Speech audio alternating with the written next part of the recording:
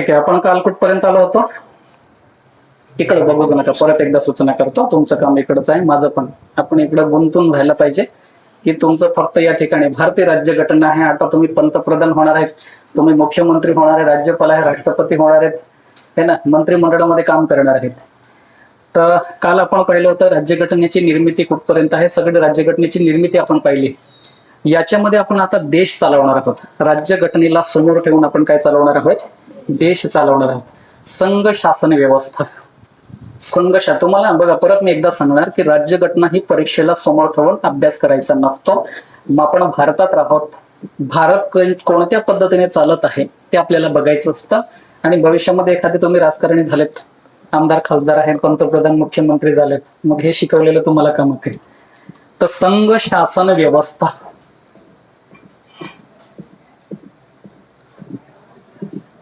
संघ शासन व्यवस्था,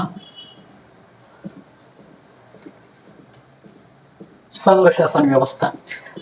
आता भारत कोणकोणत्या पद्धतीने चालतो? भारत चालवण्यासाठी एक केंद्र काम करते.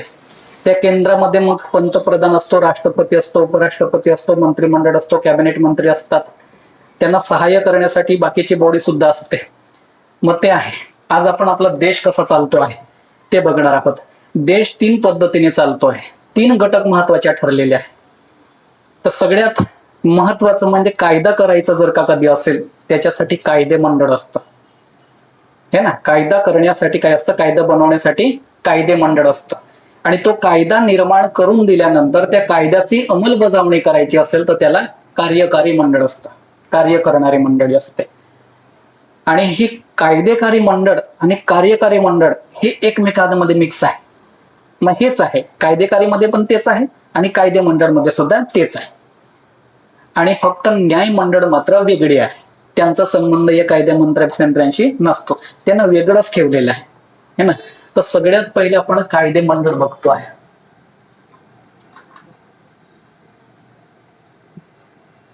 कायदे मंडळ हे आहे. आणि कायदे मंडळाला आपण संसद पण म्हणणार. कायदे मंडळाला आपण काय म्हणणार आहोत? संसद. आणि दुसरं येत आहे कार्यकारी मंडळ.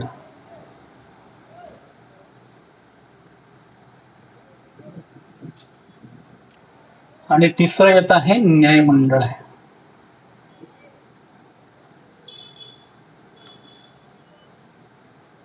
न्याय मंडळ आहे. आता याच्यामध्ये बघा, कायदे मंडळ म्हणजे संसद, आणि संसद लक्षात ठेवा, संसद ही सर्वोच्च आहे आणि न्याय मंडळामध्ये न्याय मंडळ सर्वोच्च आहे. कायदा करण्यामध्ये ही एक्सपर्ट आहे आणि कायदा जर चुकीचा बनवला असेल तर न्याय मंडळ काम करते, है ना. आता संसद किती शब्द आहे? संसदेमध्ये 3 शब्द आहे. तर या ठिकाणी 3 घटक असतील. एक राष्ट्रपती. कोणता आहे? राष्ट्रपती. दुसरा राज्यसभा. नंतर तिसरा घटक कोणता यायला पाहिजे? लोकसभा. हे लक्षात ठेवा, हे 3 घटक आहे. राष्ट्रपती, राज्यसभा आणि लोकसभा. राष्ट्रपती आला तर देशाचा पहिला नागरिक हा राष्ट्रपती असतो. आपल्या भारतामध्ये सगळ्यात पहिला व्यक्ती कोण आहे? देशाचे प्रथम नागरिक कोण असतात? देशाचे तिन्ही दलाचे सरसेनापती कोण असतील? लक्षात येत आहे. प्रथम नागरिक सुद्धा कोण असतं? राष्ट्रपती. दुसरे कोण असतात? उपराष्ट्रपती. दुसरे कोण असणार आहे? उपराष्ट्रपती. एखाद्या वेळेस प्रश्न आला तर, जर तुम्हाला राष्ट्रपती हा प्रश्न आला तर तुम्हाला हे माहिती असायला पाहिजे की देशाचे पहिले राष्ट्रपती कोण आहे. काल शिकलो ना, संविधान सभेचे अध्यक्ष कोण होते? राजेंद्र प्रसाद आहे. मग तेच आहे, देशाचे पहिले राष्ट्रपती कोण होतात? डॉक्टर राजेंद्र प्रसाद. हे आहे प्रसाद आहे. आणि सध्या कोण आहे? द्रौपदी मुर्मू म्हणून आहे. द्रौपदी. पहिले कोण होतात? डॉक्टर राजेंद्र प्रसाद. आणि सध्या कोण आहे? द्रौपदी मुर्मू आहे. द्रौपदी मुर्मू ह्या 15व्या होतात. कितव्या होणार आहे? 15व्या होतात. एखाद्या वेळेस क्रमांक पण विचारला जातो, है ना. 15व्या होतात. आता याच्यामध्ये बघा, राष्ट्रपती जर का कधी आला तर आपण भारतीय राज्यघटना शिकतोय. भारतीय राज्यघटना शिकणार असेल तर भारतीय राज्यघटनेमध्ये, मूळ राज्यघटनेमध्ये एकूण कलम होतात 395. मग या 395 पैकी भारतीय राष्ट्रपतीसाठी काहीतरी कलम असेल. कलम नंबर किती आहे? 52 नंबर कलम आहे त्याच्यासाठी. 52वा कलम कोणासाठी आहे? राष्ट्रपतीसाठी. देशाला एक राष्ट्रपती असणार आणि राष्ट्रपतीचा कलम काय आहे? आणि राष्ट्रपतीच्या नावाने देश चालेल. कोणाच्या नावाने चालणार आहे? तुमच्या नावाने जर चालायला लागलं तर राष्ट्रपती कोण होणार? आपल्यासाठी पोलीस भरती. कलम नंबर 52 कोणासाठी आहे? राष्ट्रपतीसाठी आहे. नंतर बघा परत या ठिकाणी संसद असा शब्द वापरला आपण. संसद मध्ये ज्या ठिकाणी कायदा तयार होतो ना त्याला आपण कायदेमंडळ म्हणतो आणि कायदेमंडळ संसदच आहे, दुसरं वेगळं नाही. नाही तर म्हणणार संसद काय आहे, कायदेमंडळ काय आहे. कायदा ज्या ठिकाणी बनतो त्याला आपण कायदेमंडळ म्हणतो आणि कायदा कुठं बनतो? संसदेमध्ये. आणि संसद असे 3 अक्षर आहेत म्हणून आपण सुद्धा 1, 2, 3 घटक आहे. या 3 घटकांनीच काय बनत आहे? संसद. संसदेसाठी एक कलम आहे, कलम नंबर 79. कलम नंबर काय आहे? 79. डायरेक्टली वन लाईनर एमपीएससी मध्ये पण प्रश्न विचारले गेले याच्यामध्ये. कलम नंबर 79 आहे ना ते संसदे संदर्भात आहे, है ना. आणि राष्ट्रपती कोणता आहे? 52 आहे. राज्यसभेसाठी कलम आहे 80. किती आहे? 80वा कलम नंबर आहे. आणि लोकसभेसाठी 81. लक्षात ठेवा, लोकसभा आणि राज्यसभा. लोकसभा आणि राज्यसभा मध्ये सगळ्यात वरिष्ठ सभागृह कोणता असा प्रश्न? या दोघांमध्ये मोठा भाऊ कोण आहे? राज्यसभा. कारण मोठा भाऊ म्हणायचं असेल तर साधारण सिंपल आहे. लोकसभेमध्ये तुम्हाला जायचं असेल तर वय किती लागतं? किती लागतं आहे? 25. तुम्हाला खासदार बनायचं असेल तर वय किती आहे? 25. आणि तुम्हाला राज्यसभेमध्ये खासदार बनायचं असेल किती असायला पाहिजे? 30. मग जर का कधी लोकसभेत खासदार बनायचं असेल तर 25, राज्यसभेमध्ये खासदार बनायचं असेल तर काय? मग मोठा भाऊ कोण झाला? कारण काय आहे? वय किती लागतं त्या ठिकाणी. मग वरिष्ठ सभागृह कोणतं ते म्हणायचं? राज्यसभा. आणि कनिष्ठ सभागृह कोण म्हणायचं? लोकसभा, है ना. आणि हा प्रश्न परत एकदा येतो की प्रथम सभागृह कोणते? हा प्रश्न येतो. प्रथम सभागृह कन्फ्युज नका व्हा, ना. तर वरिष्ठ सभागृह आणि प्रथम सभागृहामध्ये फरक आहे. वरिष्ठ सभागृह तुम्ही वयानुसार करून टाका. 30 वय कशासाठी? राज्यसभा. 25 वय कशासाठी? लोकसभा. पण याच्यामध्ये प्रथम सभागृह म्हटलं तर प्रथम म्हणजे आपण ज्या व्यक्तींना आपण मतदान करतो ते व्यक्ती लोकसभेमधले असतात. प्रत्यक्षात आपण वोटिंग करतो ते कुठे जातात? लोकसभेमध्ये. आणि आपण ज्यांना वोट करतो ते त्यांना वोट केल्यानंतर पाठवतात ते कुठे जातात? राज्यसभेमध्ये. प्रत्यक्ष आपण वोट देतो म्हणून त्याला प्रथम सभागृह म्हणतात. याला काय म्हणतात? प्रथम याला वरिष्ठ म्हणू आपण. याला काय आहे? वरिष्ठ सभागृह. याला काय म्हणून द्यायचं आपण? कनिष्ठ सभागृह. हे लक्षात ठेवा, कनिष्ठ सभागृह, वरिष्ठ सभागृह. पण हे काय होतं मग? प्रथम सभागृह. लक्षात ठेवा, खूप महत्वाचा पॉइंट आहे ना. परत मी एकदा सांगणार की परीक्षेच्या दृष्टिकोनातून बघू नका. आपण या ठिकाणी सगळे पॉलिटिशियन आहात, भावी राज्यकर्ते आहात किंवा भविष्यामध्ये काहीतरी चांगल्या पदावर जाणार आहात. तुम्हाला अधिकार भेटणार आहे, ती अधिकाराची जाणीव तुम्हाला या ठिकाणी जायला पाहिजे म्हणून. ठीक आहे. लोकसभेमध्ये आता एखादं विधेयक, आता संसदेमध्ये कायदा तयार होतो. संसदेमध्ये काय तयार होतो? कायदा तयार होतो. मग आता याच्यामध्ये आता लोकसभा आपण म्हटली, राज्यसभा म्हटली, तर राज्यसभेमध्ये एकूण किती खासदार असतात? किती मंडळी असणार आहे? 250. किती असायला पाहिजे? या ठिकाणी सध्याच्या कंडिशनला वॅकन्सी किती होते आहे? 250. राज्यसभेमध्ये जाणार असाल तर किती? 250. आणि लोकसभेमध्ये किती आहे? 550, हे ना. 2 होते पहिले, 552 होते. 2 अँग्लो इंडियन साठी होते. पण ते अँग्लो इंडियन कशासाठी रद्द करून टाकलं? अँग्लो इंडियन म्हणजे काय आहे की आपला बाप जो आहे तो दुसऱ्या देशाचा आणि आई ही स्थानिक होऊन जाते.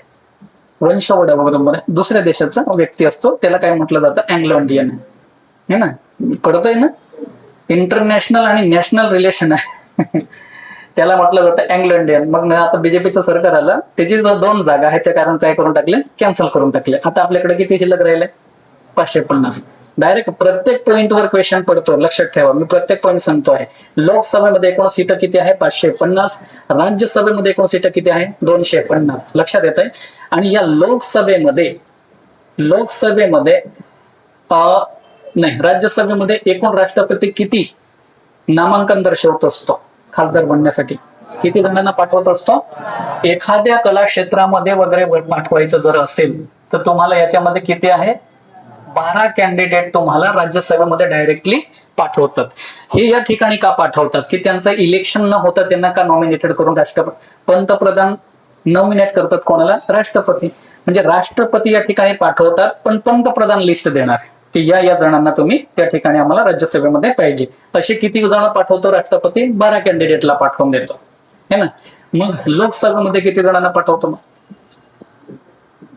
लोकसभेमध्ये किती जणांना पाठवतो? किती जणांना पाठवतो? 2 जणांना, 2 जणांना पाठवतो असं वाटतं मला. 2 जण आहे, म्हणजे बघू बाकी नंतर. फक्त राज्यसभेमध्ये किती जणांना पाठवत आहे? 2, 12. आणि लोकसभेमध्ये किती पाठवत असते? तेच आहे, अँग्लो इंडियन्स यांना निवडून देण्याचे किती आहे? 2 जणांना पाठवत होते, पण ते आता त्यांनी काय केलं आहे? कॅन्सल करून टाकलंय, हे ना. तर त्यांना काय केलं? लोकसभेमध्ये प्रत्यक्ष वोट द्यावं लागतं ना. इथं प्रत्यक्ष वोट द्यावं लागतं का? नाही. आता तुम्ही क्रीडा क्षेत्रामध्ये एक्सपर्ट आहात, तुम्ही देशासाठी खूप चांगलं काम केलेलं आहे, किंवा तुम्ही एखाद्या क्षेत्रामध्ये, सामाजिक क्षेत्रामध्ये देशाला खूप पुढे नेत आहात. मग तुम्ही निवडून येऊ शकत नाही. तुम्ही निवडून येऊ शकतात का? नाही निवडून येऊ शकत, पण तुमची देशाला गरज आहे. मग हे खिडकीच्या साईडने एंट्री घेतली जाते असं म्हणूयात. म्हणजे वोटिंग न घेता आपल्याला डायरेक्टली राष्ट्रपती नॉमिनेट, पंतप्रधान नॉमिनेट करतो, म्हणजे नाव देतो आणि राष्ट्रपतीला सुचवतो, आणि राष्ट्रपती कुठं पाठवून देतो तुम्हाला? खासदार म्हणून डायरेक्टली. असं एखादं चांगलं काम करा तुम्ही पण, डायरेक्टली वोटिंग न करता खासदार. अरे सर, ठीक आहे. लोकसभा आणि राज्यसभाकडलं आता हे लोकसभेमध्ये तुम्हाला एखाद्या वेळेस विधेयक एखाद्या ठिकाणी आपल्याला कायदा तयार करायचा असेल तर विधेयक मांडावं लागतं. उदाहरणार्थ आपलं ही लोकसभा आहे आणि पलीकडचा क्लास आपलं काय आहे? राज्यसभा. मग आपल्याला काय करावं लागेल? या दोन्ही सभागृहामध्ये एखाद्या विधेयक, आपलं खासदार आहे, आता हरी सर आपला काय झाला? खासदार हा या ठिकाणी काय करेल? स्वतः एखादं काहीतरी विधेयक मांडेल, हे लगेच तो लिहिल, मग सर या ठिकाणी असं व्हायला पाहिजे. मग त्याने विधेयक मांडलं. विधेयक मांडल्यानंतर मग त्याच्यावर चर्चा होणार. आपण सगळे खासदार आहोत, तर आपण सगळे मिळून काय करणार? त्याच्यावर चर्चा करणार. मग शेवटी चर्चा, चांगले परिणाम, वाईट परिणाम याचा विचार करून शेवटी वोटिंग होईल. वोटिंग केल्यानंतर आपले बहुमत सिद्ध झालं, म्हणजे सर या विधेयकाला आपण सगळ्यांनी मिळून पारित केलं पाहिजे, म्हणून आपण वोट करणार. मग त्या विधेयकाच्या बाजूने जर वोट पडले, मग तो पारित झाला आपल्या सभागृहामध्ये असं होईल, हे ना. पारित झालाय असं आपल्या सभागृहामध्ये ठरवलं. मग विधेयक कुठं जाईल? मग राज्यसभेमध्ये चालला जाईल. आपली काय झाली? लोकसभा. इथून बहुमतानं कुठं चालला जाईल? मग तो राज्यसभा. तिथं सुद्धा तोच मुद्दा चर्चा केला जाणार, आणि तिथं चर्चा गेल्यानंतर त्या ठिकाणी परत बहुमताने तो विधेयक पारित झाला. म्हणजे इथं पण जास्त मतं भेटली, तिथं पण सगळ्यात जास्त मतं भेटली. मग तो कुठं चालला जाईल? मग इकडनं लोकसभेमध्ये चालला गेला, राज्यसभा इथं पण पारित झालं, म्हणजे दोघांची हो आहे असं अर्थ होतो. मग कुठं पाठवतो? मग राष्ट्रपतीला. मग राष्ट्रपतीकडे मग तो राष्ट्रपती त्या ठिकाणी काय करून टाकणार? साईन करून टाकणार, किंवा त्याला नकार देणार. तो राष्ट्रपतीचा अधिकार आहे. मग एखाद्या विधेयकाला राष्ट्रपतीने नाही म्हणून टाकलं, मग तो विधेयक कॅन्सल होतो, किंवा पुन्हा विचार करून राष्ट्रपती त्याला पाठवू शकतो. पण राष्ट्रपती सहसा त्याला नकार देत नाही. सहसा लोकसभा आणि राज्यसभेमध्ये बहुमताने पारित झालेला असतो. मग राष्ट्रपतीची साईन केली की, राष्ट्रपती साईन केल्यानंतर तो कायदा तयार झाला. मग त्याचं आपल्याला सगळ्यांना काय करावं लागणार? आता पालन करावं लागणार, हे ना. हे विधेयक, कायदा करण्याची पद्धत कळतंय ना. म्हणजे लोकसभेमध्ये एखादा विधेयक म्हणला, तो इकडे जावा लागतो, इथं पण बहुमताने सिद्ध केल्यानंतर कुठे पाठवावा लागतो? राष्ट्रपतीकडे. मग दोन्ही ठिकाणी पारित झाल्यानंतर त्यांनी साईन केले की तो काय झाला? कायदा तयार झाला. हे आहे. संसदीय पद्धत आपण ना इंग्लंडकडनं घेतली. कुठून घेतली आपण? इंग्लंड. लक्षात ठेवा, इंग्रजांनी आपल्यावर लगभग 150 ते 200 वर्ष शासन केले. संसदीय पद्धत आहे. इंग्लंडमध्ये आहे ना, राजा हा राष्ट्रपती असतो तिकडचा, वंश परंपरागत.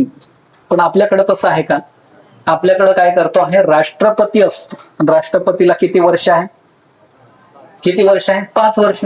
5 वर्षानंतर पुन्हा इलेक्शन होईल, त्याच्यानंतर पुन्हा एखादा राज्य बहुमत झालं तर त्याला राष्ट्रपती पद भेटेल. पण इंग्लंडचं तसं आहे का? नाही. आपण संसदीय पद्धत इंग्लंडकडून जरी घेतली तरी आपला जो राष्ट्रपती आहे तो वंश परंपरागतानुसार निवडून येत नाही, म्हणजे तोच होणार नाही. राजेशाही आहे त्यांची, आपली कोणती आहे? लोकशाही. मग आपला राष्ट्रपती काय करतो आहे? 5 वर्ष निवडून दिल्यानंतर 5 वर्ष तो शासन करतो. आपण निवडून देतो त्याला, आपण ज्यांना निवडून देतो ते त्यांना निवडून देतात. हे आहे. याच्यामध्ये भरपूर गोष्टी. इंग्लंड आहे. इंग्लंडची राजधानी कोणती हा पण प्रश्न जर पडला, इंग्लंडची राजधानी कोणती? लंडन. भयंकर काम. बरोबर आहे ना? इंग्लंडची राजधानी कोणती? इंग्लंडची राजधानी लंडनच आहे ना? नाही माहिती आहे? कोणती आहे मग? अमेरिकेची कोणती आहे? वॉशिंग्टन है ना, वॉशिंग्टन DC. हे आहे. ऑस्ट्रेलियाची कॅनबेरा म्हणून आहे ना. भारताची माहिती ना. ठीक आहे, जाऊ दे. आपण संसदीय पद्धत कुठून आणली? आपण इंग्लंडकडनं घेतली. भरपूर गोष्टी आपण, त्यांना आपल्या देशावर शासन कोणाचं होतं? इंग्लंडचं होतं. त्यामुळे भरपूर गोष्टी आपल्या इंग्लिशशी आजूबाजूला खेळतील. हे आहे. राष्ट्रपती निवडून येतो, पण राष्ट्रपतीला शपथ कोण देत आहे? सरन्यायाधीश. राष्ट्रपतीला शपथ कोण देत आहे? सरन्यायाधीश है ना. सरन्यायाधीश. भारताचे सरन्यायाधीश कोण आहे हा प्रश्न है ना. न्यायमूर्तीच म्हणतात न्यायाधीशांना. न्यायमूर्ती सूर्यकांत म्हणून आहे है ना. न्यायमूर्ती सूर्यकांत. कोणाला शपथ देणार? द्रौपदी मुर्मूला दिले आताच्या याच्यामध्ये, जुने तिथे गेले म्हणून. ठीक आहे. आता बघू. तुम्हाला याच्यामध्ये राष्ट्रपती आहे, इथं राज्यसभा आहे आणि इथं काय आहे? लोकसभा. आणि राज्यसभेचे सभापती कोण हा प्रश्न. आता इथं भरपूर. राज्यसभेचे सभापती कोण आहे? राज्यसभेचे सभापती हे उपराष्ट्रपती असतात. भरपूरदा प्रश्न पडतो. तुम्हाला प्रश्न एखादा विचारला जात आहे की भारताचे राष्ट्रपती कोण, तर लगेच म्हणून मोकळं होतो. पण तुम्हाला उलटा गुगली प्रश्न विचारला जातो की राज्यसभेच्या सभापती कोण. मग कोण आहे? कोण आहे उपराष्ट्रपती आपले? CP हे ना, CP राधाकृष्णन. लक्षात ठेवा. ते राज्यपाल होते आणि राज्यपालापासून काय झालेले आहे? महाराष्ट्राचे जुने राज्यपाल आहे. महाराष्ट्राचे जुने राज्यपाल कोण होते? CP राधाकृष्णन. आणि सध्या कुठं आहे मग? उपराष्ट्रपती है ना. आणि सध्या मग राज्यपाल कोण आहे हा प्रश्न येईल है ना. जिष्णू देव वर्मा म्हणून असायला पाहिजे. ह्या गोष्टी ह्या बदलत राहतील. मग याचे एवढंच लक्षात ठेवा, राज्यसभेचे जे सभापती असतात ते कोण असतात? उपराष्ट्रपती असतात. आणि उपराष्ट्रपती कोण आहे मग? CP राधाकृष्ण. कृष्ण नसेल का कृष्ण असेल तर बघू. आणि सध्या हा जो कारभारी आहे तो कोण? लोकसभेचे अध्यक्ष कोण आहे? ओम बिर्ला है ना. कोणता बिर्ला? ओम बिर्ला. यांच्या बाबतीत पण बरीचशी कंप्लेंट चालू आहे सध्या. जे विरोधी पक्षवाले आहे ते, की विरोधी पक्षांना बोलायला संधी कमी भेटते असं त्यांचं म्हणणं. लोकसभेचे अध्यक्ष कोण आहे? ओम बिर्ला. राज्यसभेचे सभापती कोण आहे? CP राधाकृष्णन. तुम्हाला असा प्रश्न विचारला जाऊ शकतो की सगळ्यात पहिले देशाचे उपराष्ट्रपती कोण? डॉक्टर सर्वपल्ली राधाकृष्णन. आणि तुम्हाला असा पण प्रश्न विचारला जातो की देशाचे शिक्षक दिवस कोण आहे? कोणता दिवस म्हणून साजरा केला जातो? 5 सप्टेंबर. कोणाचा हॅपी बर्थडे टू यू आहे ना. डॉक्टर सर्वपल्ली राधाकृष्णन है ना. यांचाच वाढदिवस आपण काय म्हणून साजरा करतो आहे? शिक्षक दिवस म्हणून प्रश्न विचारला जातो. आणि तुम्हाला असा पण प्रश्न विचारला जाईल की लोकसभेचे पहिले अध्यक्ष कोण आहे? कोण? गणेश वासुदेव मावळकर म्हणून आहे. लोकसभेबद्दल हे लक्षात ठेवा. या दोघांमध्ये फरक आहे. प्रश्न विचारला गेला आहे भरपूर द्या. मावळकर म्हणून आहे. मावळकर आहे का? मावळणकर. बरोबर आहे आता. ठीक. गणेश वासुदेव मावळणकर म्हणून आहे. आणि हे महाराष्ट्राचे. कुठले आहे? महाराष्ट्राचे. अभिमानाची गोष्ट आहे. कळतंय आता. आपण फक्त काय घेतलं आहे, कायदेमंडळ. कायदेमंडळामध्ये काय तयार होतो, कायदा तयार होतो. आता कायदेमंडळालाच आपण काय म्हणतो, संसद म्हणतोय. संसद 3 घटकांनी तयार होते. कोणकोणत्या घटकाने आहे, राष्ट्रपती, नंतर आहे राज्यसभा आणि लोकसभा. ठीक आहे, हे आहे. आता बघा, हे याच्या बाबतीत आपण थोडक्यात पाहिलं. प्रत्येक घटक डिटेल्स मध्ये होईल आपलं. आता कार्यकारी मंडळ. आता या ठिकाणी कायदा तयार झाला, पण कायद्याची अंमलबजावणी कोण करणार आता, कार्यकारी मंडळ. आता याच्याच मधले मंडळी इथं असतील, लक्षात ठेवा, याच्याच मधली मंडळी इथं असतील. आता सगळ्यात पहिलं कोण असणार आहे, राष्ट्रपती. कोण असणार आहे, राष्ट्रपती. राष्ट्रपती नंतर दुसरा घटक कोण आहे, उपराष्ट्रपती. उपराष्ट्रपती. आणि नंतर कोण असणार आहे, पंतप्रधान.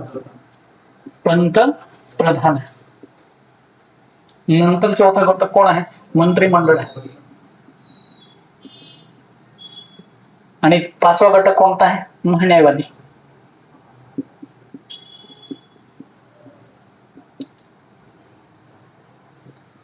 तलाठीला पण खूप महत्वाचे पॉईंट आहे, लक्षात ठेवा. याच्यावर प्रश्न नाही पडले तर मला बोंबला.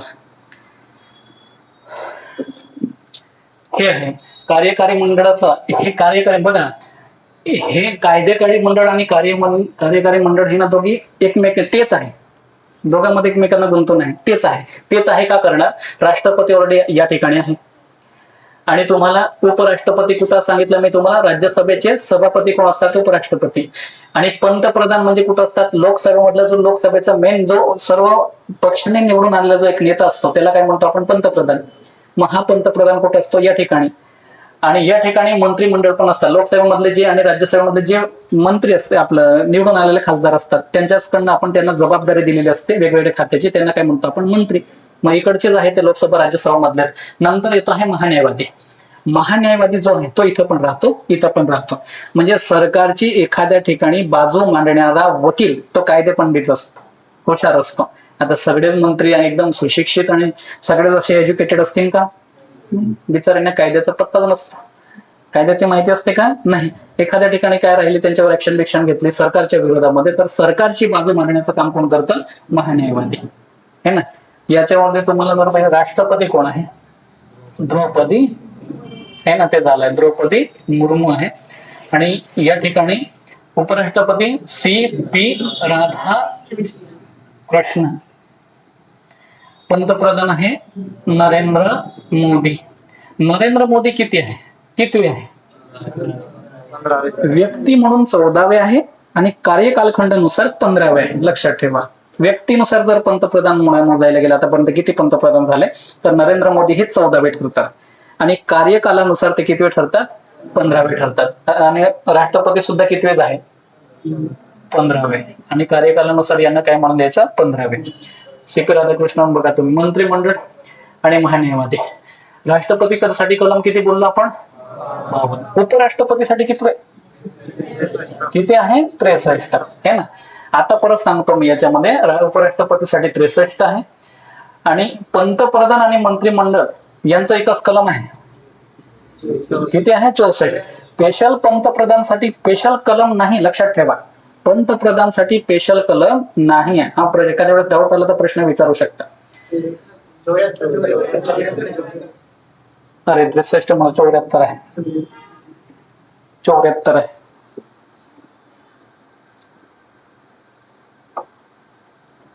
चौऱ्याहत्तरच आहे ना, ठीक. महान्यायवादी हा 76 होता. महान्यायवादी काय होतो आहे, 76. चुकू शकतो मी, सांगून द्यायचं. राष्ट्रपती कलम नंबर 52 याच्यामध्ये क्लिअर करून घ्यायचं. उलट 52 आहे, भारताचा एक राष्ट्रपती असेल, त्याला त्याच्या अंडरमध्ये कोण असेल, परत उपराष्ट्रपती आहे. राष्ट्रपतीला सहाय्य करण्यासाठी पंतप्रधानच्या अंडरमध्ये मंत्रिमंडळ असेल. लक्षात येत आहे, पंतप्रधानाला स्पेशल पगार नसतो. परत सांगतो, मंत्रीला जेवढा असतो ना, एक खासदारला जेवढा असतो ना, तेवढाच पगार कोणाला असतो, पंतप्रधानाला. राष्ट्रपतीला किती पगार आहे, किती पगार आहे, 5 लाख आहे. आणि पोलीस भरतीला किती पगार आहे, जे असेल हे ना. तुम्ही पण राष्ट्रपती व्हा, पगार वाढून जाईल डायरेक्ट. महान्यायवादीसाठी कलम किती आहे मग, महान्यायवादीचं काम काय बोललो मी मगाशी, की सरकारची बाजू न्यायिक पद्धतीने एखाद्या वेळेस सुप्रीम कोर्टामध्ये सुद्धा मांडण्याचं काम कोण करत आहे? महान्यायवादी हे आहे. आता याच्यामध्ये महान्यायवादी सध्या कोण आहे? आर व्यंकट रमणी म्हणून आहे. आर व्यंकट रमणी महान्यायवादी हे आहे. पंतप्रधान नरेंद्र मोदी तुम्हाला माहितीच आहे. आणि जर याच्यामध्ये प्रश्न परत विचारला असा लेटेस्ट मध्ये, गृहमंत्री कोण आहे? अमित शहा हे ना. अर्थमंत्री कोण आहे? निर्मला सीतारामन. परराष्ट्र व्यवहार मंत्री कोण आहे? एस जयशंकर हे ना. हे तुम्ही लक्षात ठेवा. संरक्षण मंत्री कोण आहे? राजनाथ सिंह. म्हणजे हे कॅबिनेट मंत्री आहे. मग याचे हे सगळे मिळून देश चालवतात, हे लक्षात ठेवा. असो, मग काय इकडचा जो कायदा तयार झालेला आहे तो कायद्याची अंमलबजावणी काम कोण करत आहे? कार्यकारी मंडळ. हे तुम्हाला थोडंसं किचकट जरी वाचलं तरी सुद्धा प्रत्येक टॉपिक आपल्या डिटेल्स मध्ये होणार आहे, काळजी नसावी. हा, याच्यामध्ये एक पॉइंट राहिला. धन विधेयक कोणत्या सभागृहामध्ये मांडलं जातं? लोकसभेमध्ये. लक्षात ठेवा. धन विधेयक हे सुरुवातीला राष्ट्रपतीची साईन घेतली जाते, त्याच्यानंतर मग कुठं मांडला जातो? लोकसभेमध्ये. आणि धन विधेयकला राष्ट्रपती नाही असं म्हणू शकत नाही, त्यांना साईन करावीच लागते. आणि त्यांनी ऑलरेडी सुरुवातीला साईन केलेली असते. मग ते साईन केल्यानंतर मग कुठं मांडले जाते? लोकसभेमध्ये. प्रश्न भरपूर झालेला आहे. धन विधेयक हे कुठे पहिल्यांदा मांडला जातो? लोकसभेमध्ये. आणि नंतर तो कुठे जातो? राज्यसभा. राज्यसभेला नाही म्हणण्याचा अधिकारच नाही, कारण आपण पाठवतो तर प्रत्यक्षात कुठे पाठवतो? लोकसभेमध्ये. तो शासन करणार आपल्यावर हे ना. या पद्धतीनं मग ते राष्ट्रपती साईन करून देतात. इतर जे विधेयक आहे पैशा संदर्भात व्यतिरिक्त इतर जे आहे ते मग तुम्ही राज्यसभेमध्ये मांडा, लोकसभेमध्ये कुठेही मांडू शकतात. लक्षात येते ना. फक्त पैशा संदर्भात धन विधेयक जे असेल ते कुठं मांडता येईल तुम्हाला? लोकसभेमध्ये. भरपूरदा प्रश्न पडलेले आहे. आता बघा सुरू आहे. इथं किती कॅन्डिडेट सांगितले आपण? लगभग 200, आपलं 550 आणि 250. राज्यसभा 250 आणि लोकसभेमध्ये 550. यांचं सध्या चर्चा चालू आहे. लोकसभेमध्ये ना 888 कॅन्डिडेट असायला पाहिजे, अशी सध्या चर्चा चालू आहे. नवीन जे संसद भवन आलंय त्याच्यामध्ये एकूण टोटल कॅपॅसिटी किती आहे? 888. आणि राज्यसभेमध्ये 384. किती आहे? 384. ते प्रस्तावित आहे, याच्यामध्ये आकडेवारी चेंज होऊ शकते असं आहे है ना. मग ते प्रस्तावित आहे, अजून फायनल नाही. कळलं आता. याच्यामधले कायदे मंडळामधले जेवढे व्यक्ती आहेत ते कार्यकारी मंडळामध्ये सुद्धा आहे. कार्यकारी मंडळामध्ये जेवढे व्यक्ती आहेत ते कुठं आहे? कायदे मंडळामध्ये सुद्धा आहे. आता तिसरा जो घटक आहे, हे घटक देश चालवतात. लक्षात येत आहे आपण कोणता पॉईंट बघतो आहे? संघ शासन म्हणजे केंद्र शासन. आता तिसरा घटक जो राहतो आपला न्यायव्यवस्था. पहिला घटक कोणता? कार्यकारी मंडळ. दुसरा कोणता आहे? अरे पहिला कायदेकारी मंडळ आणि दुसरा काय आहे? कार्यकारी मंडळ. आणि तिसरा कोणता आता आपला? न्याय मंडळ. न्याय मंडळाचं काम काय? न्याय मंडळाचं काम काय आहे? न्याय द्यायचा. गावामध्ये भांडण बिंडण मिटवले तर पब्लिक असते, आपली टीम असते हे ना. तसं देश सुद्धा याच्यामध्ये काही भांडण बिंडण झाले तर कोण मिटवणार आहे? न्याय व्यवस्था.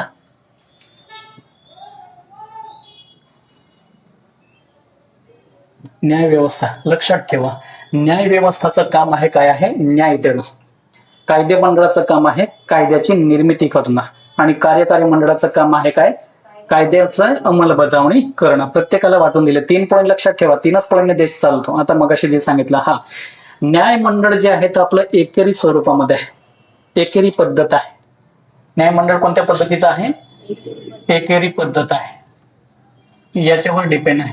एकेरी पद्धत म्हणजे काय आहे की एखाद्या खालच्या न्यायालयामध्ये आपल्याला न्याय नाही भेटला तर वरती जायचं, तिथं पण न्याय नाही भेटला तर अजून वरती जायचं, तिथून न्याय भेटला नाही तर आपल्याला हायकोर्टामध्ये जायचं, हायकोर्टामध्ये पण तुमचं समाधान नाही झालं तर सुप्रीम कोर्टामध्ये, मग सुप्रीम कोर्टामध्ये सुद्धा तुमचं समाधान नाही झालं तर राष्ट्रपतीकडे, आणि राष्ट्रपतीने सांगितलं तो तथास्तु, मग वरती जायचं.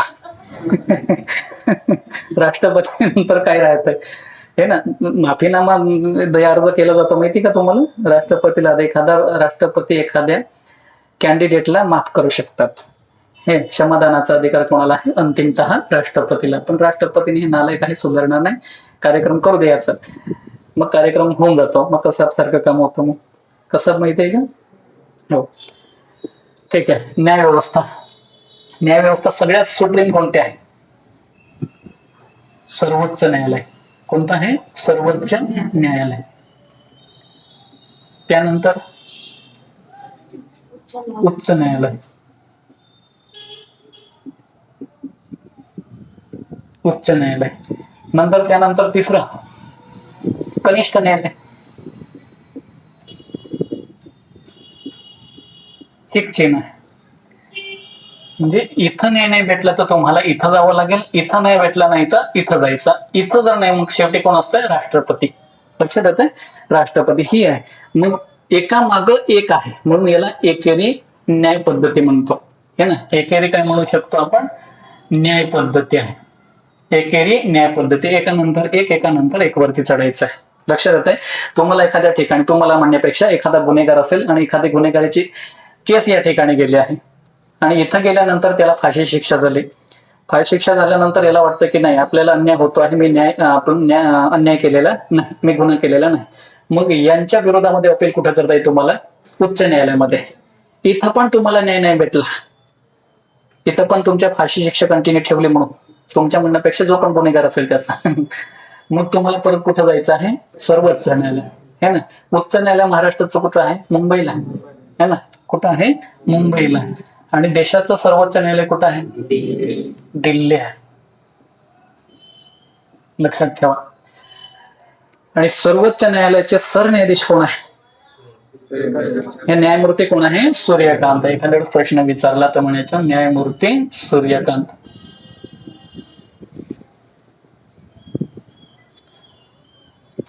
उच्च न्यायालयाचं माहिती आहे का? चंद्रशेखर, है ना.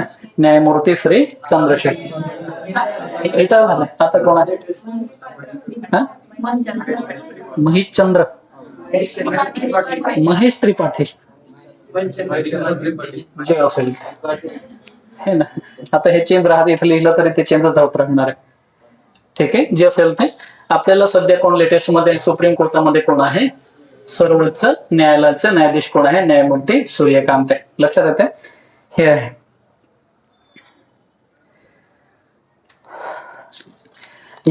हे झालं कशाचं? केंद्राच्या बाबतीत. केंद्राच्या बाबतीत कळलं ना आता? केंद्र शासन किती पद्धतीचं असेल? केंद्र शासन 3 घटकांनी काम करता. एक कोणता आहे? पहिला कोणता? पहिला कायदे मंडळ. दुसरा कोणता? पहिला कार्यकारी मंडळ. तिसरा कोणता? पहिला न्याय मंडळ. कार्यकारी मंडळाचं काम करणे, न्याय मंडळाचं काम न्याय मंडळाचं काम न्याय देणे, आणि कायदे मंडळाचं काम काय आहे? कायद्याची निर्मिती करणे, है ना. हे लक्षात ठेवा. सर्वोच्च. एखाद्या वेळेस बघा, याला अलिप्त का ठेवलं? हे अलिप्त आहे. कोणापासून आहे? संसदेपासून. संसदेपासून अलिप्त आहे. संसद त्याच्या पद्धतीने स्वतंत्र आहे, हे याच्यामध्ये इंटरफेअर करणार नाही, आणि हे सुद्धा याच्यामध्ये इंटरफेअर करणार नाही. पण एखाद्या ठिकाणी एखादा कायदा भारतीय राज्यघटनेपासून त्या चौकटीपेक्षा वेगळा काहीतरी बनवला गेला असेल तर त्याला मात्र ते विरोध करतात. राज्यघटनेला संरक्षण करण्याचं डिपार्टमेंट कोणाचं आहे? न्यायव्यवस्थेचं.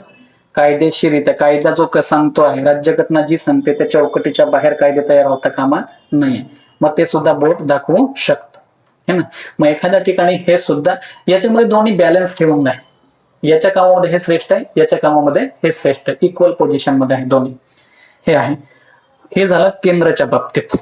आणि सेम आपल्यामध्ये कोणतं? आता राज्यामध्ये तसंच चालेल. लक्षात येत आहे?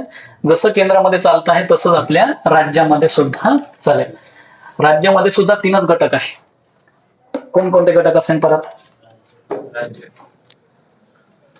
कायदे मंडळ, है ना. कायदा मंडळ, याला कायदे मंडळ याला म्हणूयात. दुसरं एक कोणतं आहे? कार्यकारी मंडळ. आणि तिसरं काय आहे? न्याय मंडळ. हे आहे. कायद्याचं काम पण काय आहे? कायदे करणं. याला विधिमंडळ म्हणतात. याला काय म्हणू आपण? विधिमंडळ. कायदा तयार होतो याच्यामध्ये. पहिले आपण काय म्हणायचो? संसद म्हणायचो देशामध्ये. याला काय म्हणायचं? विधिमंडळ, हे ना. आता कायदे मंडळ मध्ये कोण कोण असणार आहे? कोण कोण असणार आहे? राज्यपाल. दुसरा कोण असणार आहे? विधानसभा, विधान परिषद म्हणून पहिले वरिष्ठ कोण आहे? विधान परिषद. नंतर कोणतं येत आहे? विधानसभा. विधानसभा.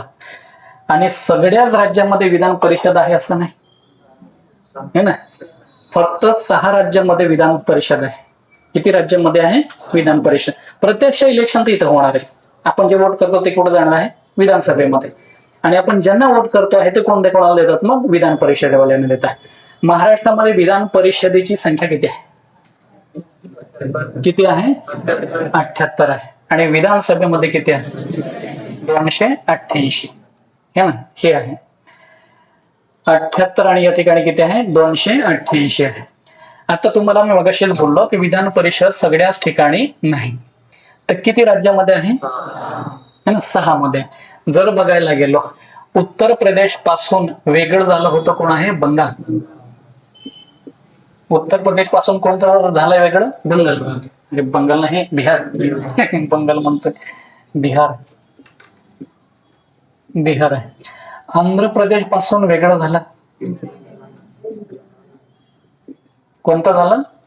तेलंगणा. आणि आपण कोणत्या राज्यात राहतो? महाराष्ट्र. आणि महाराष्ट्राच्या दक्षिणेला कोणतं राज्य?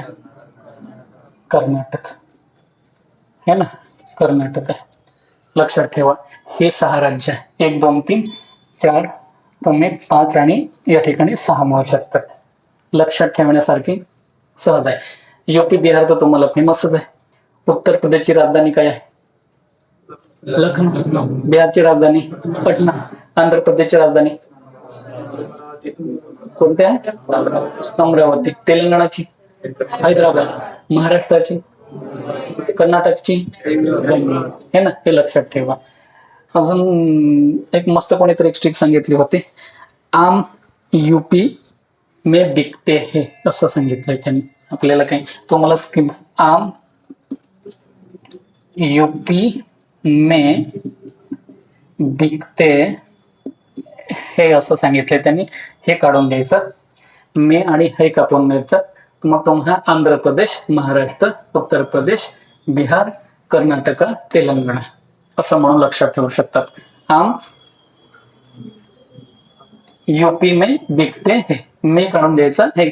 आणि हे करण्यापेक्षा आपल्याला नकाशा पाठ पाहिजे. आपण स्पर्धा परीक्षा करतो, शॉर्टकटचा काही अर्थ नसतो. आणि सांगा की उत्तर प्रदेशच्या साईडला काय आहे? बिहार. आंध्र प्रदेशच्या 2014ला वेगळं झालं, माहिती नाही? 2014ला हे आहे. महाराष्ट्र कधी आहे? 1960 आहे. आणि आंध्र प्रदेशची निर्मिती 1953 ला झाली ना. 53 ला झाली वाटतं. 52 दिवस. 1952 ला 52 दिवस उपोषण केलं होतं आंध्र प्रदेशचे. श्रीराम पट्टू रामलिंग असं काहीतरी, पोट्टी श्रीरामलू म्हणून आहे. पोट्टी श्रीरामलू म्हणून एक आंध्र प्रदेशचे नेते होते. लगभग 52 दिवस उपोषण केलं होतं आंध्र प्रदेशच्या निर्मितीसाठी.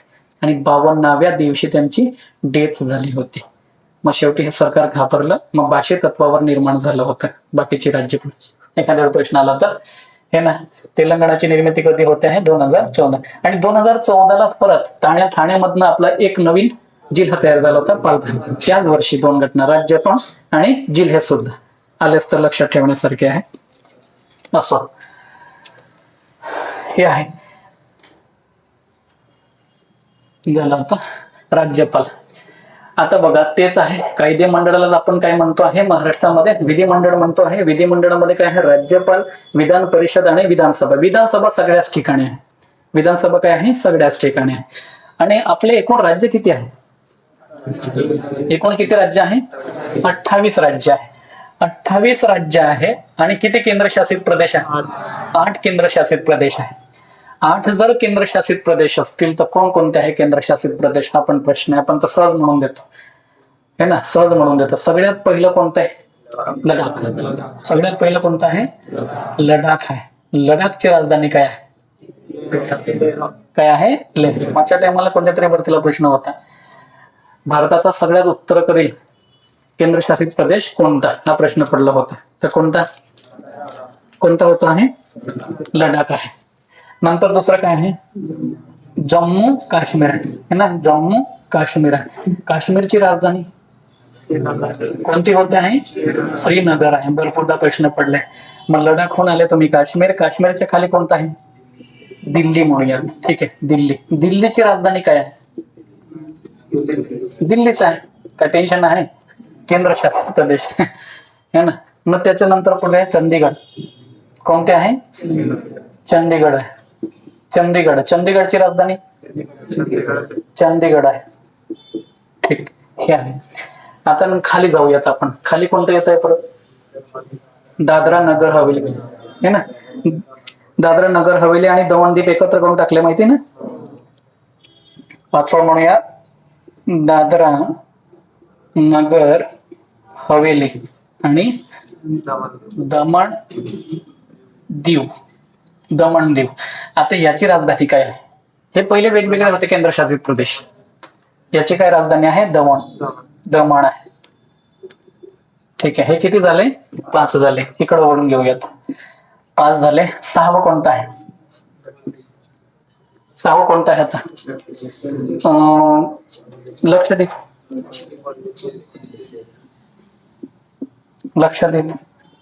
याचं काय राजधानी आहे, करवती. करवती. हे लक्षातच ठेवा. भरपूरदा प्रश्न ऑनलाईनला विचारून घेतात. आणि परत एक राहत आहे कोणतं, पांडिचेरी है ना. त्याला पुदुच्चेरी असं म्हणताय सध्या का, सध्या पुदुच्चेरी म्हणतो ना. 6, 7 आहे पुदुच्चेरी. आणि राजधानी काय आहे, पांडिचेरी है ना. पांडिचेरी, कणके जाऊ नका. हे आहे राजधानी काय आहे, पांडिचेरी. शेवटचा अंदमान आणि निकोबार बेट आहे. अंदमान निकोबार बेट आहे. अंदमान निकोबार बेट. याची राजधानी काय आहे,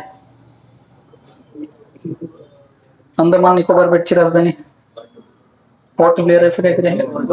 पोर्ट ब्लेअर आहे असेल.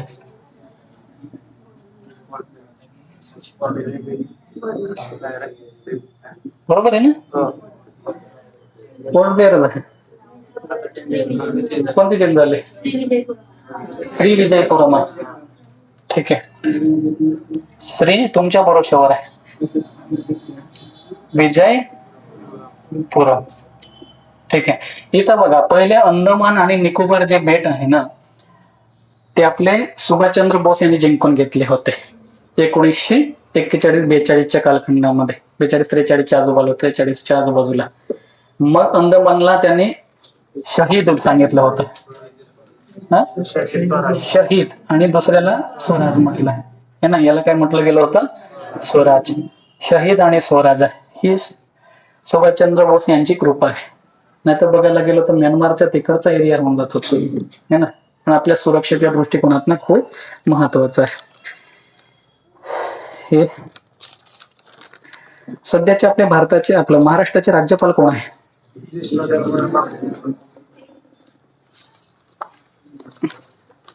आपले का बसून बसून आपल्याला यावेळेस काहीच नाही, टाइमपासच ठेवायचा नाही. जिष्णुदेव वर्मा राज्यपाल आपले, जिष्णू देव आणि वर्मा आहे. ठीक, हे आहे. आणि कुठले आहे, तो त्रिपुराचे असं वाटतं मला. कुठले आहे, त्रिपुरा. कारण आपले जे राज्यपाल आहे ते उपराष्ट्रपती झाले महाराष्ट्राचे, ते चालले गेले. त्यांच्या जागी कोण आले, हे आहे. मला वाटतं कर्नाटकची पण जबाबदारी यांना दिली का असेल, मे बी, आपल्याला काय माहिती नाही. आपल्याला फक्त राज्यपाल महाराष्ट्राचे कोणते आहे, जिष्णुदेव वर्मा आहे. राज्यपालासाठी कलम माहिती आहे का तुम्हाला, 153. 100 किती आहे, कलम नंबर 153. तुम्ही पॉलिटीचा अभ्यास जर करणार असाल ना, तर राष्ट्रपतीला डायरेक्ट कंपॅरिझन कोणाला करा, राज्यपालला. हे ना. फक्त न्यायधनाचं जे आहे, माफीनामा माफ करण्याचा अधिकार कोणाला आहे, राष्ट्रपतीला. बाकी सगळ्याच्या बाबतीत कोणाचे अधिकार आहे, राज्यपालला. हे ना. राज्यपालाला शपथ कोण देतं, उच्च न्यायालयाचे मुख्य न्यायाधीश असतात. उच्च न्यायालयाचे मुख्य न्यायाधीश असतात. आणि राष्ट्रपतीची नेमणूक कोण करतं हा प्रश्न असतो. राष्ट्रपती पाठवून देतो त्याला. नेमणूक करणे म्हणजे काय आहे, राष्ट्रपती त्यांना पाठवतो. आणि राष्ट्रपती शपथ देत नाही. लक्षात, राष्ट्रपतीला शपथ कोण देतात? सरन्यायाधीश. मग हा महाराष्ट्राचा राष्ट्रपती आहे ना तो, बघायला गेलो तर देशामध्ये जसं राष्ट्रपतीला किंमत आहे तसंच महाराष्ट्रामध्ये राज्यामध्ये कोणाला किंमत आहे? राज्यपालाला. मग त्याला पण सुप्रीम कोर्टाचे आपल्या हायकोर्टाचे जे न्यायाधीश आहे ते शपथ देतील ना, हे आहे. समजतंय का? काही कांचे चेहरे आहेत हे ना, बाकीचं बघतो मी लेक्चर संपल्यानंतर. राज्यपालचं कलम किती आहे? 153. विधान परिषद आणि विधानसभा. विधान परिषदेसाठी काय कलम आहे? विधानसभेसाठी 170 आणि विधान परिषदेसाठी 171. 170 याला बोललो आहे, याला किती आहे? 171. उलट आहे का? एकदा बरोबर आहे असं वाटतं मला, कारण लोकसभेमध्ये पहिले 81 होतं आणि राज्यसभेला 80 होतं. त्यानुसार हे उलट करून दिले राज्यामध्ये, है ना. कंपॅरिझन, राष्ट्रपतीला डायरेक्ट कंपॅरिझन करा तुम्ही. राज्यपालाला जसे अधिकार असतात, राष्ट्रपतीला जसे अधिकार असतात तसे काय आहे राज्यपालाला पण. पंतप्रधानाला जेवढे अधिकार असतील तसेच अधिकार महाराष्ट्रामध्ये कोणाला? मुख्यमंत्र्यांना, है ना. सेम आहे, तेच कल्चर आहे, बाकी काही नाही. विधान परिषदेला एवढी व्हॅल्यू नाही आहे, इथं व्हॅल्यू कोणाला आहे? विधानसभेला. मग याला काय म्हणायचं? इथं पण तेच आहे, कायदा करण्याची सेम आहे. संसदेत जसं कायदा करते तसंच इथं राज्यामध्ये सुद्धा. संसदेचे कायदे देशाला चालतात, राज्याचे कायदे राज्याला चालतात, हे लक्षात ठेवा. इथं पण तसंच आहे. धनविधेयक कुठं मांडलं जाईल? विधानसभेमध्ये, हे ना. काही ठिकाणी विधान परिषदा नाही, फक्त विधानसभा काम करते. फक्त 6च राज्यामध्ये काय आहे? विधान परिषद. एमपीएससी मध्ये प्रश्न होता, खालीलपैकी कोणत्या राज्यामध्ये विधान परिषद नाही? है ना, नाही विचारले त्यांनी, आहे असं नाही विचारले. ठीक, हे तुम्हाला माहिती पाहिजे. आता याचा आपल्याला कुठं जायचं? आता कार्यकारी मंडळ. कायदा धनविधेयक कुठं मांडलं जाईल? विधानसभेमध्ये. तिथं म्हटलं गेल्यानंतर कुठं? विधान परिषद. आणि ऑलरेडी राज्यपालाची साईन त्याच्यावर असणार आहे. राज्यपालाला नियुक्त कोण करत आहे? राष्ट्रपती करतो आहे, है ना. आणि त्याला आणि राष्ट्रपती याला जर येऊन जर बोललं तर रिटर्न चालू जाईल. राष्ट्रपतीला शपथ सरन्यायाधीश देतो, पण राष्ट्रपती आपला राजीनामा उपराष्ट्रपतीला देतो. लक्षात ठेवा, शपथ कोण देतं? सरन्यायाधीश देतात. आणि राजीनामा कोणाला देणार? है ना. आणि राष्ट्रपती ऍबसेंट जर असेल तर कोण काम करेल? राष्ट्रपती पण नसेल, उपराष्ट्रपती पण नसेल, कोण काम करेल? सरन्यायाधीश आहे, हे लक्षात ठेवा. एकदा अशी कंडिशन पण झाली होती, है ना. पदावर एक असताना एखाद्या राष्ट्रपतीची डेथ जर झाली तर कोण काम करतं? उपराष्ट्रपती. आणि उपराष्ट्रपती हे कधीही उपराष्ट्रपती म्हणून काम करत नसतात. काय म्हणून काम करतात? राज्यसभेचे सभापती म्हणून. जोपर्यंत राष्ट्रपती आहे तोपर्यंत राष्ट्रपती म्हणून, उपराष्ट्रपती म्हणून ते काम करत नाही. आणि राष्ट्रपतीची जर एखाद्या वेळेस काही कारणाने डेथ झाली तर ऑटोमॅटिकली उपराष्ट्रपती काय होऊन जातो? राष्ट्रपती होऊन जातो, है ना. सरगम सर, मंजिलें उन्हीं को मिलती है जिनके सपनों में जान होती है ना. यूं ही पंख होने से कुछ भी नहीं होता, हौसलों से उड़ान होती है. बाबासाहेब आंबेडकर काय म्हणून गेले? उठा, जागे व्हा, शिका, संघटित व्हा आणि संघर्ष करा. झोपा बोलले, उठा बोलले. मंडळ व्हायचंच आहे, मग काय पण झालं मला व्हायचंच आहे. जो पण पूर्ण घ्या, नाही ते अर्ध्या डोक्या मारून मारून मारून मारून ना. मी तर तुम्हाला आमदार बनवायचा प्लॅन चालू आहे, खासदार बनवायचा प्लॅन चालू आहे, पंतप्रधान बनवायचं नियोजन चालू आहे. ठीक आहे, पुढचं येत आहे कोणतं आहे? कायदे मंडळ. कायदे मंडळामध्ये कोण कोण असेल? आता आपण काय कायदे मंडळ म्हणतो? कार्यकारी. याच्यामध्ये काय आहे? राज्यपाल. राज्यपालाच्या खाली कोण असेल? पंतप्रधान. मी डोक्याला सुट्टी केलंय काय? मुख्यमंत्री, नंतर मंत्रिमंडळ, नंतर या ठिकाणी महाधिवक्ता. पहिले महान्यायवादी होता, इथं काय आहे? महाधिवक्ता. जसं देशामध्ये सरकारची बाजू कोण मांडत होतं? महान्यायवादी. तसंच राज्यामध्ये सरकारची बाजू कोण मांडणार आहे? याला एक प्रकार तुम्ही सरकारी वकील पण म्हणू शकतात, हे ना. एकदम कायदे तज्ञ असतो तो व्यक्ती, साधारण नाहीये. हे आहे. राज्यपालासाठी कलम कोणतं बोललो होतं आपण? 153 आहे ना. इथं पण तेच आहे की हा जो आहे तो सरकारची बाजू मांडत असतात. याचा कलम लक्षात ठेवा, किती येतं? 165 आहे ना. मुख्यमंत्री पदासाठी 163 लागतंय, याला 165. हे तर दोघे एकत्र असतात ना, कारण मंत्रिमंडळामधला एक व्यक्ती काय असतो? मुख्यमंत्री. म्हणजे ते बहुमतानं एखादा नेता जर असेल तोच निवडतो. आपले सगळे निवडून आले त्याच्यापैकी एक नेता ठेवतात, त्याला काय म्हणून देणार आपण? मुख्यमंत्री. महाराष्ट्राचे पहिले मुख्यमंत्री कोण? यशवंतराव चव्हाण, हे ना. भारताचे पहिले पंतप्रधान कोण? उपपंतप्रधान कोण? तसेच महाराष्ट्रामधलं एक व्यक्ती आहे जे देशाचे आजपर्यंत पंतप्रधान नाही झाले, पण पंतप्रधानाचे दावेदार कोण होते? यशवंतराव चव्हाण. पण ते पंतप्रधान होऊ शकले नाही, पण ते उपपंतप्रधान झाले होते, हे ना. महाराष्ट्राचे एकमेव व्यक्ती आहे जे उपपंतप्रधान पदी राहिलेले. आजपर्यंत एकही पंतप्रधान पदी झालेला नाही, हे ना. बघा, तुमच्याने जर जमलं तर हा रेकॉर्ड आहे तोडायचा. ठीक आहे. मुख्यमंत्री, मंत्रिमंडळ, आणि नंतर काय येतो आहे? महाधिवक्ता. आणि या ठिकाणी जो कायदा तयार केलेला आहे त्या कायद्याची अंमलबजावणी कोण करणार आहे? आणि या ठिकाणी काय असतं परत? न्यायमंडळ. न्यायमंडळ. न्यायमंडळ असेल तर न्यायमंडळचे या ठिकाणी काय आहे? उच्च न्यायालय. कोणतं न्यायालय आहे? उच्च न्यायालय. ठीक, उच्च न्यायालय. आणि त्याच्यानंतर कनिष्ठ न्यायालय. न्यायालय हेच. नंतर याच्या मग खालच्या जे न्यायमंडळ आहे ते काम करत असतात. इथेच आहे की इकडे पण तीच पाहिजे, एकेरी पद्धत सांगितली त्याने, एकानंतर एक आहे. हे आहे न्यायमंडळाचं काम. काय आहे न्यायमंडळाचं काम? काय आहे? न्याय देण्याचं काम आहे. कायदेमंडळाचं काम काय आहे? कायदेमंडळ आहे, कायदे तयार करण्याचं काम आहे. ठीक, हे झालं केंद्र शासन पद्धती. आणि दुसरं काय आहे? राज्य शासन पद्धती. केंद्रामध्ये केंद्र शासन करतं, राज्यामध्ये राज्य शासन करतं. ठीक आहे. आता पुढचं येत आहे आता संघ राज्य व्यवस्था. आपण राज्यघटना पाहिली होती, पाहिले ना? किती टाइम झाला? लेक्चर टाइम किती झाला? रिकॉर्डेड. ठीक. इकडं आता संघ राज्य व्यवस्था.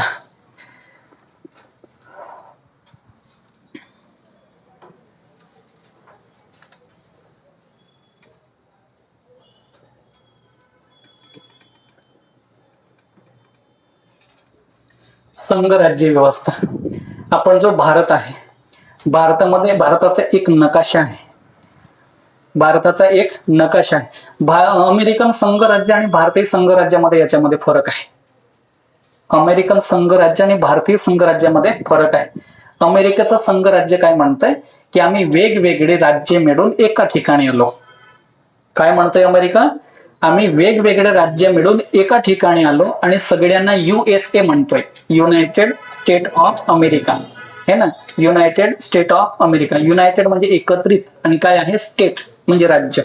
एकत्र राज्य आलं, त्याचं काय तयार झालेलं आहे? अमेरिका. याचा अर्थ काय होतो की वेगळे राज्य होऊ शकतात. कुठं? अमेरिकेमध्ये. पण भारतामध्ये तिथं नाही सांगितलंय. भारतामध्ये भारतीय संघ व्यवस्था तसं नाही. भारत एक देश आहे आणि देशाच्या प्रशासनाच्या सोयीसाठी आम्ही राज्याची निर्मिती केलेली आहे. आणि भारतातनं तर राज्य वेगळं होऊ शकत नाही. कळलं ना? संघराज्य म्हणजे काय? संघराज्य म्हणजे अमेरिकाचं संघराज्य आणि भारतीय संघराज्यामध्ये फरक आहे. अमेरिकेचं संघराज्य काय म्हणतो? आम्ही सगळे राज्य मिळून एकत्र आलो आहे, तर वेगळे पण होऊ शकतात. पण आपलं संघराज्य काय म्हणतो आहे? भारत ऑलरेडी एक देश आहे आणि भारतातला कोणताही तुकडा दुसऱ्या ठिकाणी आम्हाला देता येणार नाही. वेगळं राज्य आलं. आपण म्हणतो मध्यंतरीच असे भरपूर आहेत. पंजाबचा थोडासा विषय झाला होता, शीख धर्माचा. खलिस्तान म्हणून एक स्पेशल आम्हाला एक देश निर्माण व्हावं याच्यासाठी. आणि ते इंदिरा गांधींनी सांगितलंय की माझे तुकडे जरी चाले तरी बेहतर, पण देशाचे तुकडे होऊ देणार नाही. ऑपरेशन ब्ल्यू स्टार म्हणून कारवाई केली गेली होती, है ना, 84ला. 1984 ऑपरेशन ब्ल्यू स्टार. हे ना. सुवर्ण मंदिर कुठं आहे? पंजाबमध्ये. पंजाबमध्ये कुठं आहे? अमृतसर या ठिकाणी. सोन्याची प्लेट लावलेली मंदिर आहे त्या ठिकाणी. एक जर्नेल सिंग भिंद्रानवाले म्हणून एक व्यक्ती होता. जर्नेल सिंग भिंद्रानवाले म्हणून एक व्यक्ती होता. तो म्हणायचा की आम्हाला आमचा स्पेशल देश हवा, खलिस्तान म्हणून आहे, हे ना. मग त्याला मग त्यांनी खूप हैराण करून सोडलं होतं, जबरदस्त हिंसा केली होती. गाड्या उभ्या करायच्या, डायरेक्ट गाडीमधल्या कोण कोण त्यांचे जे धर्मी जे आहे ते त्यांना साईडला काढून घ्यायचं, बाकीच्यांना डायरेक्ट AK-47 गोळ्या मारून द्यायचे. आणि ते सगळं केल्यानंतर परत कुठे चालले जायचे, सुवर्ण मंदिरामध्ये. सुवर्ण मंदिर हा धार्मिक स्थळ आहे, त्यामुळे त्या ठिकाणी डायरेक्टली अटॅक करू शकत नव्हतं. पण इंदिरा गांधींनी शेवटी निर्णय घेतला. इंदिरा गांधींना असं पण माहिती होतं की या ठिकाणी जर अशी ऍक्शन घेतली तर आपल्याला मृत्यूला सुद्धा सामोरं जावं लागणार आहे, हे त्यांना माहिती होतं. आणि मरणाच्या सुरुवातीला त्यांनी काही एक भाषण झालं होतं, त्याच्यामध्ये सांगितलंय की मी माझ्या आईसारखी किंवा माझ्या वडिलांसारखी मी अंथरुणामध्ये मी मरणार नाही, मला वीरांगणासारखं मरायला मला आवडेल, असं सांगितलंय.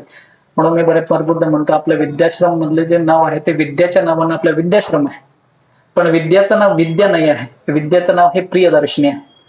आणि प्रियदर्शनी हे नाव इंदिरा गांधीचं आहे ना. मी त्यांचं आत्मचरित्र वाचलं, इन्स्पायर्ड झालो. एक महिला आईचा मृत्यू होतो, आईचा मृत्यू झाल्यानंतर लग्न करते, लग्नानंतर 1960 पतीचा मृत्यू होतो. स्वतःचं बाळ सांभाळीत असताना तिनं करिअर केलं, त्याच्यामध्ये 1964 परत बापाचा मृत्यू होतो, जवाहरलाल नेहरू यांचा. त्याच्यानंतर परत 1980 संजय गांधीचा मृत्यू होतो, हे ना, ऍक्सिडेंट मध्ये. त्याच्यानंतर परत मग शेवटी हे असे तुम्ही सांगितलं. इंदिरा गांधी 1971 हैराण करून सोडलं होतं पाकिस्तानला, हैराण करून सोडलं होतं. बांगलादेश होतं ना, बांगलादेशचं नाव पहिले पाकिस्तानच होतं, ते पहिले पाकिस्तानच होतं.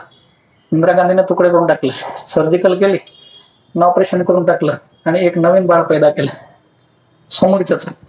मग ते काय नावाचं आहे, बांगलादेश नावाचं. पहिले काय होतं, पाकिस्तान होतं. बघा दोन्ही साईडने होते. हा जर आपला देश असेल तर या ठिकाणी हा काय आहे, बांगलादेश. पहिले पण हा पाकिस्तानच होता, हा काय होता, पाकिस्तान. इथं सुद्धा काय आहे, पाकिस्तान. हा पूर्व पाकिस्तान आणि हा पश्चिम पाकिस्तान, या पद्धतीने. मग भारताला दोन्ही ठिकाणला धोका होता ना. इकडं तर चायना आपल्याशी नीटपणे बोलायला तयार नाही आहे, इकडं पाकिस्तान आहे, इकडं पाकिस्तान परत USA शी कनेक्ट आहे, अमेरिकेशी कनेक्ट आहे. भारत चारी बाजूने ठीक असं आहे. इंदिरा गांधीला धमकी वगैरे देण्यात येत होत्या, इंदिरा गांधी घाबरणारे नव्हते, हे ना. मग शेवटी मग यांना इकडंच रोखलं, या ठिकाणी गेम केला. मग याचं नाव जिंकून घेतल्यानंतर काय सांगितलं त्यांनी, बांगलादेश. अमार सोनार बांगला म्हणून हे त्यांचं राष्ट्रगीत आहे. अमार सोनार बांगला आणि आपले जन गण मन, या दोन्ही राष्ट्रगीतांचा एकच रायटर आहे, एकच कवी आहे, रवींद्रनाथ टागोर, हे ना. एखादा व्यक्ती 2 देशाचं राष्ट्रगीत लिहून टाकतो, मोठी बाब आहे. आणि यांना 1913 मला असं वाटतं 1913 नोबेल प्राइज भेटलं होतं. भारताचे पहिले नोबेल विनर कोण होते, हे ना, रवींद्रनाथ टागोर. साहित्याचं नोबेल त्यांना भेटलं होतं, हे. ठीक आहे. संघ राज्य व्यवस्था म्हणजे कळलं तुम्हाला आता. भारतीय संघ राज्य म्हणजे भारतातना कोणताही तुकडा वेगळा होणार नाही, अमेरिका मात्र तसं होऊ शकतो, हे आहे. अमेरिकामध्ये अध्यक्षीय पद्धत आहे, भारतामध्ये काय आहे, संसदीय पद्धत आहे. संसदीय पद्धत मध्ये आपल्या भारतीय राष्ट्रपतीला आपण निवडतो. अमेरिकेमध्ये काय, अध्यक्षीय पद्धत आहे, अध्यक्षीय पद्धत आहे, हे ना. भारतामध्ये काय आहे, आपण राष्ट्रपती, भारतामधलं काय आहे, राष्ट्रपती.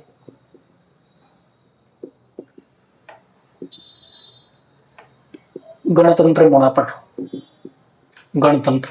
गणतंत्र म्हणजे आपण भारतामधला जो राष्ट्रपती आहे ना, त्याला मतदान देऊन आपल्याला 5 वर्षासाठी त्यांना निवडत असतो. अमेरिकेमध्ये पण तसंच होतं, अमेरिकेमध्ये पण त्यांना निवडून देतात, पण त्यांना अमेरिकेच्यांना आपण काय म्हणतो, राष्ट्रपती, अमेरिकेचे राष्ट्रपती असं म्हणतो. मोस्ट राष्ट्राध्यक्ष जरी म्हणत असो, त्यांचं राष्ट्रपती एक पद आहे. आणि भारतामध्ये काय आहे, राष्ट्रपती आहे. हा किती कालखंडामध्ये, 5 वर्ष. आणि पण ब्रिटनचा जो आहे, आपण संघराज्य पद्धत कुठून घेतली, इंग्लंडमध्ये घेतली, पण त्यांची राजेशाही आपण घेतली नाही. त्यांचा एक राजा असतो, त्याला काही इलेक्शन चालत नाही, तो राष्ट्रपती सारखा तो काम करत असतो. तो मरून गेल्यानंतर त्याचा मुलगा, त्याच्यानंतर त्यांचा मुलगा आहे. पण आपला तसा राष्ट्रपती आहे का, आपल्या राष्ट्रपतीला आपण 5 वर्षानंतर पुन्हा इलेक्शन लढणार, परत दुसऱ्याला बसवू शकतो, हे ना, हे आहे. भारताचा राष्ट्रपती हा नामधारी आहे. भारताचा राष्ट्रपती काय आहे, नामधारी. नामधारी म्हणजे काय, हे ना. नामधारी म्हणजे फक्त त्याला विचारायला नाव नाही, देश त्याच्या नावानं चालणार. लक्षात येत आहे? देश त्याच्या, जसं आपण आपल्या आईच्या लाडकी बहिणीचे पैसे खातो ना, आईच्या नावानं पडते. लग्न झालेल्यांचे लाडकी बहिणीचे पैसे पत्नीला भेटतात. आणि पैसे कोण खातो? गावाकडे असे भरपूर घटना आहेत. नाही नाही म्हणत आहे, रिअलिटी मध्ये असो. मग त्या ठिकाणी भारताचा राष्ट्रपती हा नामधारी आहे. प्रत्यक्ष काम करणारा कोण आहे? पंतप्रधान. पंतप्रधान हा कार्यकारी आहे. हा काय आहे? कार्यकारी. काम करणारा प्रत्यक्ष कोण आहे? पंतप्रधान. आणि कोणाच्या नावानं काम करणार आहे? राष्ट्रपती. म्हणून भारताच्या राष्ट्रपतीला आपण काय म्हणतो? नामधारी. पंतप्रधानाला वास्तव कार्यकारिणी असतो म्हणतो. मंत्री जे असतात ते कायदे मंडळाचे सदस्य असतात. कायदे करणारे, कायदे मंडळामध्ये काय राज्यसभा पण आहे आणि लोकसभामध्ये त्यांचे जे सदस्य असतात तेच काय असतात? मंत्री सुद्धा असतात. त्यांच्यातनच काही जणांना जबाबदारी दिली असते ना, मग त्यांना काय म्हणणार आपण? मंत्री. आणि लोकसभेमध्ये ज्या